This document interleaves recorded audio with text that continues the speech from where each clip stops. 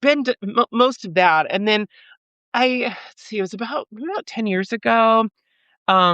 I moved in with some people, and they were two really close friends of mine, and they now own a comic book shop, and at the time were working at this comic book shop, and they sort of kind of rekindled that love of comics. So my mom was uh very like religious, and so and I grew I'm from Louisiana originally, and I grew up in a very, like, conservative Bible Belt, and I don't know if you kinda remember, but, like, in the '80s and '90s, like, Dungeons& and Dragons and stuff like that was seen as, like, satanic, and yeah, so, like, it was so my sort of interest, in comics and things like that and role-playing games was very frowned upon.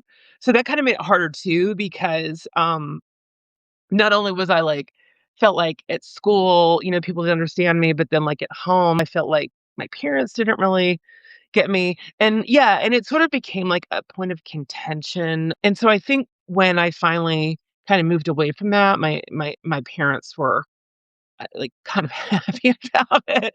Um, and then so I think, like, coming back into comics, I was a little hesitant because I just wasn't sure how they would approach it. But I think one of the wild things about now the world that we live in, that like Marvel and DC and all that stuff is such a big deal, I Hmm. think that they see it more.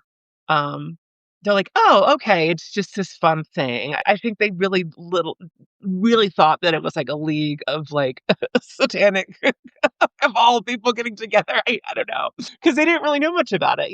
So they've gotten a lot better. But yeah, so I started to get back into that, and I think those ideas in my head just kind of started popping up again, and I would sort of write things down and then go over all my life, and then yeah, just and then like sort of post pandemic, I just was like, God, I was like, what is one thing that I haven't done that I really want to do? And I was like, I really would like to explore this idea. And again, the thing that was kind of holding me back was like, well, I'm not a really great comic book artist. And so yeah, and then that's where